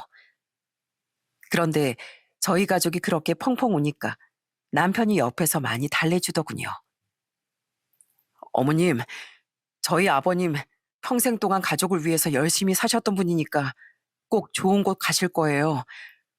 그러니까 너무 울지만 마시고 아버님 편히 가실 수 있게 기운 좀 내보세요.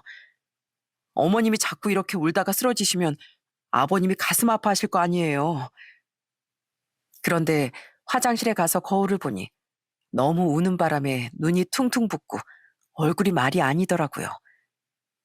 그래서 조문해 주시러 오시는 분들을 제대로 맞이하기 위해서라도 정신을 차려야겠다 싶어 잠깐 바람을 쐬러 나가게 되었습니다.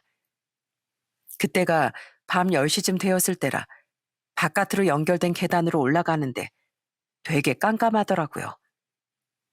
그런데 조용히 계단을 오르던 중 갑자기 계단 바깥에서 남편의 목소리가 들렸습니다. 그쪽은 흡연장 쪽이었는데 아까까지만 해도 같이 눈물을 흘리며 저희 가족을 위로해주던 남편이 깔깔 웃으면서 누군가랑 통화를 하고 있는 거예요. 내가 말했지? 우리 장인이 엄청 구두쇠라서 젊었을 때부터 돈을 꽤 모았다니까.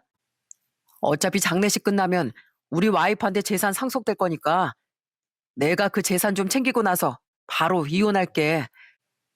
하여튼 그 노인네 젊을 때 돈 한 푼 안 쓰고 구두쇠처럼 살더니 결국엔 그렇게 허망하게 가버리네. 덕분에 내가 그 돈 만지게 생겼으니 나야 잘 된 거지. 저는 그 얘기를 듣고 정말 눈이 뒤집어지는 줄 알았습니다. 그래서 성큼성큼 다가가 남편의 휴대폰을 빼앗아 버렸어요. 그런데 휴대폰 속에서 정말 믿지 못할 목소리가 들리더라고요. 나 그럼 조금만 기다리면 오빠랑 결혼할 수 있는 거지? 나 안 그래도 직장 잘리고 백수라서 돈도 없었는데 오빠가 오빠네 장인 제사만 가져오면 우리 당분간 편하게 살 수 있겠다. 그치? 세상에 휴대폰 너머로 그 얘기를 하고 있는 목소린 제가 너무나도 잘 알고 있는 목소리였어요. 그건 바로 저와 그렇게 친하게 지냈던 민희였습니다. 전 그대로 전화를 확 끊어버린 후 남편한테 따지기 시작했어요. 당신 지금 이게 뭐야? 당신 민희 걔랑 그렇고 그런 사이였어? 도대체 지금 둘이서 무슨 얘기를 하고 있었던 거냐고? 아이 진짜 왜 남의 휴대폰을 마음대로 뺏어가고 그래? 나 그런 거 아니야. 당신이 잘못 들은 거겠지. 잘못 들은 거 전혀 아니거든. 당신 방금 전에 공민이 걔랑 통화하는 거 내가 다 들었어. 우리 아빠 돌아가시니까 그 재산만 빼돌려서 나랑 이혼하겠다고 했잖아. 아까까지만 해도 우리 아빠 장례식장에서 그렇게나 슬퍼하던 사람이 뒤에선 이딴 꿍꿍이를 벌이고 있었던 거야? 아니라니까. 왜 쓸데없이 생사람을 잡고 그래? 생사람을 잡는 건지 아닌진 두고 보면 알겠지.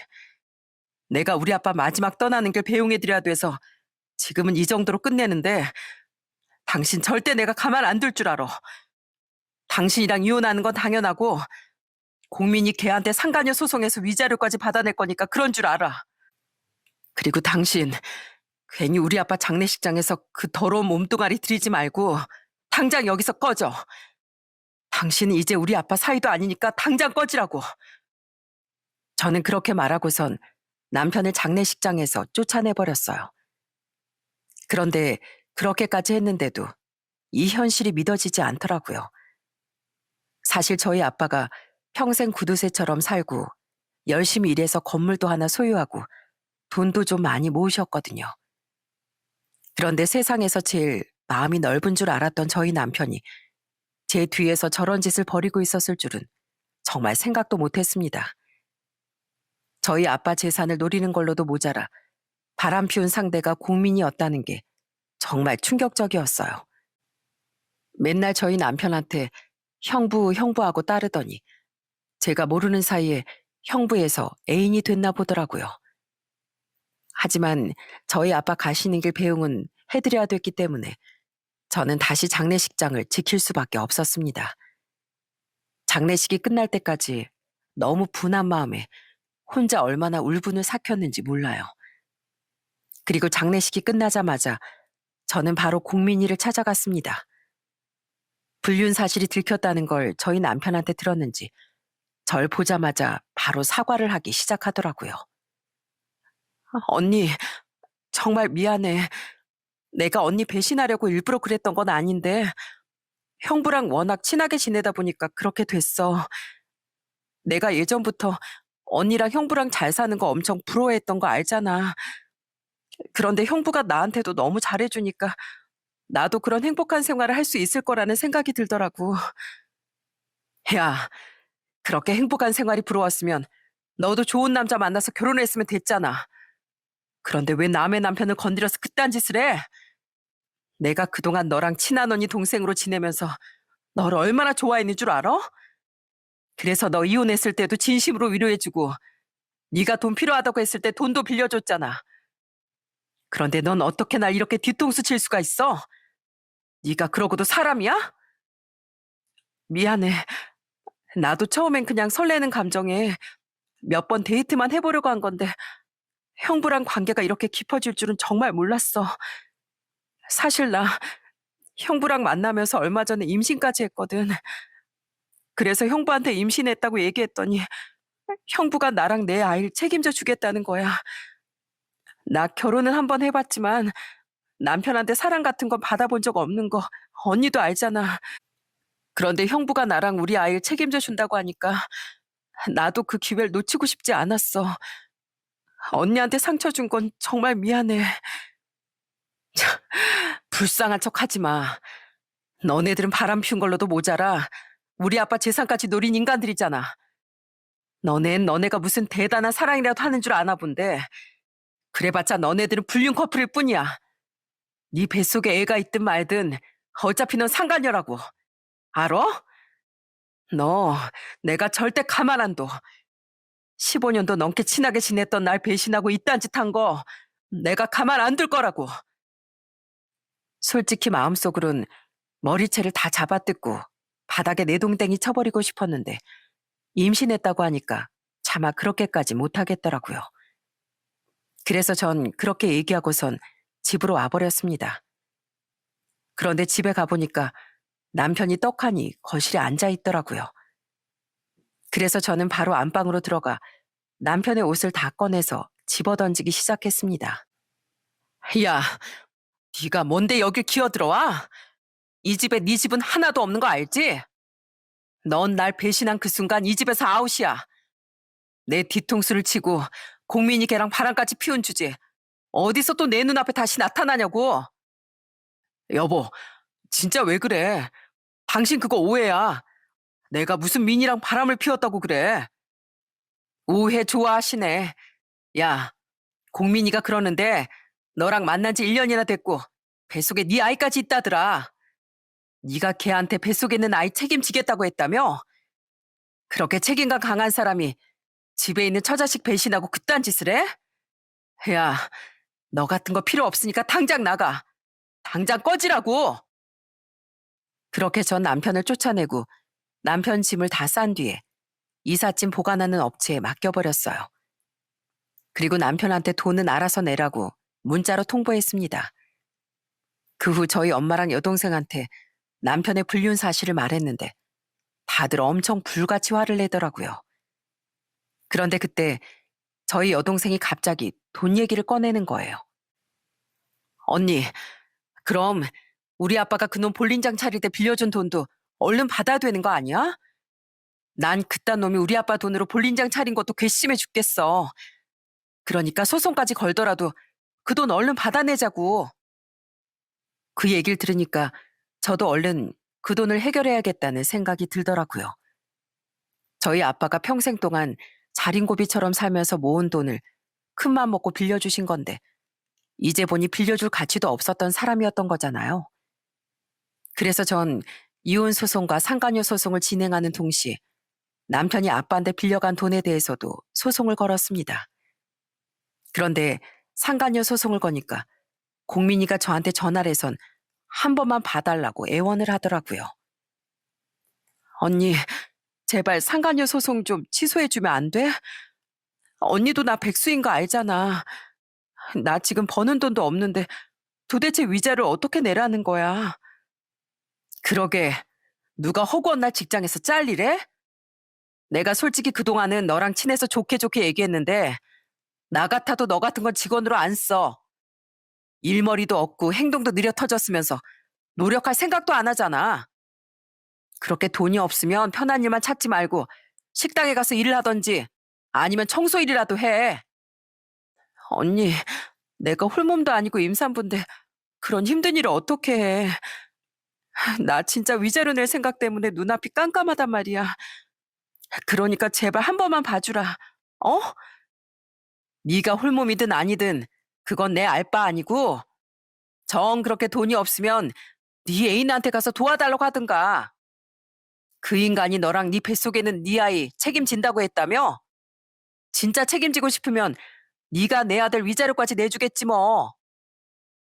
결국 남편이 내줬는지 어쨌는지 몰라도 저는 상간녀 소송을 통해 공민이한테서 위자료를 받아낼 수 있었습니다. 그리고 남편하고도 재산 분할을 하고 이혼을 할 수 있었고 저희 아빠가 빌려준 돈에 대해서도 지급하라는 판결을 받게 되었어요. 그런데 정말 인간 같지도 않았던 전 남편은 판결이 그렇게 나왔는데도 돈을 갚을 생각을 안 하더라고요. 결국 본때를 보여줘야겠다는 생각에 저희 엄마랑 같이 볼링장에 찾아가 플랜카드를 걸었습니다. 그 플랜카드엔 이런 내용이 써 있었어요. 아내 친한 동생과 바람 피우고 돌아가신 장인의 재산까지 노린 이종현. 이 볼링장 사장 이종현은 장인한테 빌려간 돈을 당장 내놔라. 그러자 그 플랜카드를 본 전 남편이 나와선 난리를 치기 시작하더라고요. 당신 미쳤어? 왜 남의 영업장에 와서 영업 방해를 하고 난리야? 그러게 우리 아빠한테 빌려간 돈을 제때제때 갚았어야지. 우리 아빠가 너한테 돈 빌려준 건 네가 우리 집안의 든든한 사위였기 때문이야. 그런데 이제 사위 자격 박탈당했으니 당연히 그 돈 돌려줘야 되는 거 아니야? 한 번 줬으면 끝이지. 뭘 돌려달라고 그래. 그깟 돈 가지고 유세 떠는 것도 지겨워 죽겠어. 그리고 내가 그때 장례식장에서 통화하는 거 당신한테 들키지만 않았어도 지금쯤 훨씬 더 잘 살고 있었을 텐데 내가 그때 입조심을 못하는 바람에 이 지경 된 거 나도 억울해 죽겠다고. 뭐? 억울해? 지금 진짜 억울한 게 누군데 그래? 나랑 결혼 생활하면서 그렇게 착한 척 하더니 뒤에선 더러운 짓거리하고 내 뒤통수까지 때린 게 바로 너잖아. 아이 뭐 어쩌라고. 아무튼 난 돈 못 주니까 당장 돌아가. 당장 꺼지라니까. 하지만 저와 엄마는 하루가 멀다 하고 볼링장에 찾아가 전 남편이 플랜카드를 떼면 다시 붙이고 또 떼면 또다시 붙이는 걸 반복했어요. 그러자 전 남편이 이제는 저희 엄마한테까지 화를 내더라고요. 저기요, 제발 그만 좀 하세요. 저한테 무슨 돈 맡겨놨습니까? 왜 자꾸 저 이렇게 못살게 구시냐고요? 그러자 저희 엄마도 가만히 있지 않으시더군요. 일부러 보란 듯이 침을 퇴 뱉으시며 전 남편한테 이러시는 거예요. 야, 이 거지 같은 놈아. 부모 없이 외톨이처럼 자랐다고 해서 내가 자식으로 생각하고 보듬어 주었더니 니까짓 게 감히 이딴 짓을 해? 옛말에 머리 검은 짐승은 거두는 게 아니라고 하더니만 네 놈이 딱 거기에 어울리는 인간이야. 앞에선 우리 보고 어머니 아버지 생각나서 좋다고 그러더니 뒤에선 돌아가신 우리 바깥 양반 재산이나 노려? 너 같은 놈이 운영하는 이 볼링장은 언젠가 망할 거야. 아예 폭삭 망해버리라고 내가 기도하고 또 기도할 거라고. 저와 엄만 그 뒤에도 몇 번이나 더 볼링장을 찾아갔습니다. 결국 저희 때문에 볼링장에 왔던 손님들도 돌아가고 자꾸 안 좋은 소문이 나니까 전 남편이 결국엔 돈을 갚긴 갚더라고요. 전 남편은 돈만 주면 끝이라고 생각했는지 돈을 보내면서도 저한테 당당하다는 듯 짜증을 팍팍 냈지만 현실은 그렇지가 않았습니다. 저희가 며칠간 볼링장에서 난리를 쳤던 게 효과가 있었는지 인터넷 커뮤니티에 소문이 쫙 퍼지고 말았거든요. 안 그래도 경기가 어려워서 자영업자들이 힘든 시기였는데 그 소문 때문에 점점 손님이 끊기게 되었나 봐요. 나중에 보니까 결국 1년도 못 버티고 볼링장을 폐업하더군요. 저는 그러던지 말던지 혼자 애들을 키우면서 잘 지냈습니다. 다행히 저희 애들이 전 남편보단 저를 더 좋아해서 그런지 아빠를 잘 찾지도 않더라고요. 게다가 저희 애들이 아주 어린 나이도 아니었기 때문에 전 남편이 잘못해서 이혼했다는 걸 충분히 이해하는 것 같았어요. 그러다가 전 남편과 이혼한 지 1년쯤 됐을 땐 제 여동생이 결혼을 하게 되었습니다. 그때 저희 아들이 축가도 불러주고 여동생한테 축하 인사도 하더라고요. 이모, 결혼하는 거 정말 축하드려요. 이모가 항상 저한테 잘해주셨던 것처럼 저도 앞으로 이모가 결혼해서 행복하게 사시라고 마음속으로 응원할 거예요. 그러니까 이모부랑 같이 검은 머리 파뿌리 될 때까지 행복하게 사세요. 아셨죠? 저희 형부랑 언니가 세상을 떠났을 때 그렇게 불쌍하게 울던 저희 아들이 어느새 이렇게 컸는지 너무 대견하더라고요. 저희 엄마도 나중에 눈물을 훌쩍이면서 이러시더군요. 아이고, 우리 재혁이가 정말 다 컸구나. 어렸을 때부터 가슴 아픈 일도 참 많았을 텐데 이렇게 잘 자라줘서 정말 고맙다. 할머니, 저한테 고마워하실 필요 없어요. 오히려 저야말로 저희 가족들한테 얼마나 감사한데요. 항상 절 사랑으로 품어주신 할머니, 할아버지한테도 너무 감사하고 저를 진정한 아들로 맞아준 우리 엄마한테도 얼마나 감사한지 몰라요. 저요, 앞으로 공부 열심히 해서 정말 훌륭한 사람 될 거예요. 그래서 우리 가족들한테 내가 받은 사랑 다 보답하면서 살 거라고요. 저희 아들은 그 이후에도 정말 의젓하게 동생도 잘 챙기고 가족들한테 참 잘하더라고요. 정말 눈에 넣어도 아프지 않은 소중한 아들이었어요. 그런데 이렇게 평화로운 시간이 계속되기만 했다면 제가 이렇게 사연을 보낼 이유도 없었을 겁니다. 전 남편과 이혼하고 나서 모든 걸 잊고 가족들과 잘 지내고 있었는데 이혼한 지 4년쯤 되니까 전 남편이 자꾸 양육비를 밀리기 시작하는 거예요. 그래서 어쩔 수 없이 양육비를 재촉하기 위해서 전 남편한테 전화를 했더니 전 남편이 불쌍한 목소리로 이러더라고요. 여보, 미안한데 나 당분간 양육비 좀 봐주면 안 될까? 나 요즘에 진짜 돈이 없어서 그래. 네가 돈이 있든 말든 그건 네 사정이지. 잔말 말고 밀린 양육비나 보낼 생각해. 내가 진짜 힘들어서 그러니까 한 번만 이해 좀 해주라. 사실 몇 달 전에 민희가 애 키우기 힘들다면서 우리 애를 버리고 집을 나가버렸어. 어디로 갔는지 연락도 안 되는데 나 혼자 얼마나 난처했는 줄 알아? 당신도 알겠지만 나 가족도 한 명도 없는 사람이잖아. 우리 애를 맡아서 키워줄 가족도 없어서 어쩔 수 없이 어린이집 종일반에 보내는데 돈 버는 족족 애 키우는 비용으로 다 나가고 볼링장 망하고 나서 어쩔 수 없이 막노동하느라 몸도 아파 죽겠는데 집에 가면 애 보느라 또 쉴 수도 없단 말이야. 거기에다가 당신한테 양육비까지 보내려니까 진짜 미칠 것 같단 말이야. 그래서 뭐 어쩌라고? 그러게 누가 그런 짓거리를 하래? 네가 선택한 일이니까 네가 알아서 감당해. 그리고 내가 딱 이번 달 말까지만 시간 줄 테니까 그때까지 밀린 양육비 당장 입금해. 안 그러면 가만 안 둘 테니까 사채를 쓰든 뭘 하든 무조건 양육비 입금하라고. 알았어? 여보, 제발 한 번만 봐주라. 여보. 저는 그놈의 여보 소리도 듣기 싫어 전화를 확 끊어버렸어요. 이혼까지 한 마당에 무슨 여보인가요? 저는 말뿐이 아니라 진짜로 전 남편이 양육비를 이번 달 말까지 안 보내면 어떻게든 조치를 취할 생각입니다. 저와 저희 아빠한테 그런 파렴치한 짓을 했던 인간을 절대 봐주고 싶은 마음은 없거든요. 전 이렇게 가족을 버리고 바람 피우는 인간들의 말로가 이렇다는 걸 알려드리고 싶어서 사연을 쓰게 되었어요. 저랑 이혼할 때만 해도 공민이랑 잘 먹고 잘 사는 것처럼 하더니 결국엔 아주 나락으로 떨어졌더라고요. 이래서 사람이 죄를 짓고 살아가면 안 되는 건가 봅니다. 전 남편은 이렇게 구질구질한 인생을 살고 있지만 전 여전히 저희 가족들과 하루하루 행복한 생활을 보내고 있답니다. 꼬맹이였던 저희 아들은 이제 곧 대학을 갈 나이가 되었어요. 훌쩍 커버린 아들을 보면서 참 많은 생각을 하게 되더라고요. 자식을 키우는 분들 모두 다 이런 기분을 느끼시는 거겠죠? 그럼 전 마지막으로 하늘나라에 있는 저희 언니한테 하고 싶은 말 한마디라고 사연을 끝내도록 하겠습니다. 언니, 우리 재혁이 이제 좀 있으면 대학에 들어가. 언니가 세상 떠날 때까지만 해도 5살짜리 어린 아이였는데 참 듬직하게 잘 컸지? 우리 재혁이가 형불 닮아서 그런지 말하는 것도 되게 어른스럽고 의젓하더라고. 언니랑 형부가 재혁을 두고 떠나면서 걱정이 참 많았을 텐데 이젠 너무 걱정하지 말고 그곳에서 행복하게 살아.